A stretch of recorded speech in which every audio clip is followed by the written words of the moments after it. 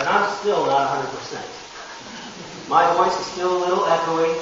I'm still a little congested.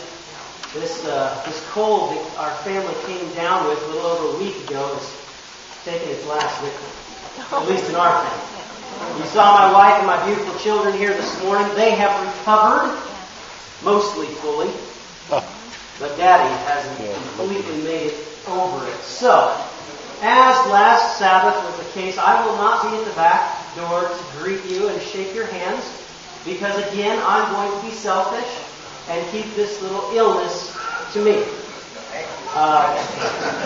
You're welcome.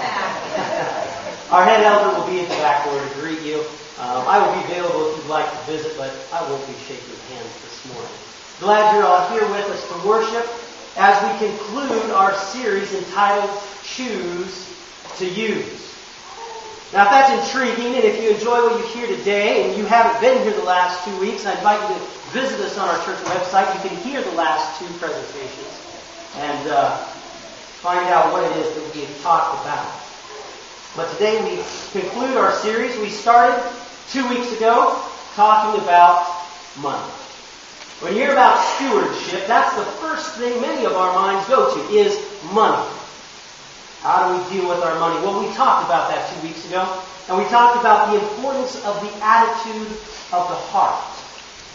Now, those little pledge cards that came in, I think some of you were listening to the presentation on stewardship of our funds, because I saw pledge cards come in that there were some that were larger, but there were some that were also small.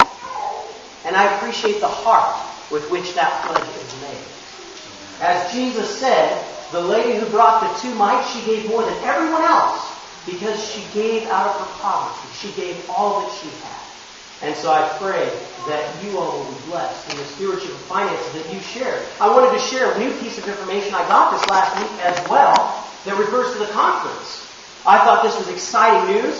I heard this last week that our conference received a 3.74% increase in tithe over 2013. That is a tremendous blessing, brothers and sisters. That's the first time in 7 years our conference has increased in our tithe giving to a substantial amount. That is a blessing because that means our conference administrators, our pastors, those employed by this conference can receive their wages. And that's a good thing, I'll tell you. So thank you for your faithfulness in giving your tithe, and I encourage you to do so. If you don't presently give your tithe on a regular basis, I encourage you to do so. That doesn't help our local church. It doesn't turn the lights on in the building. But it is doing what God has asked, and I thank you for doing it. Last week we talked about the second part of stewardship, which was time. We were encouraged to use what God has set aside, specifically the Sabbath, to be a blessing to us. Because it's a day that God has blessed. He set it apart.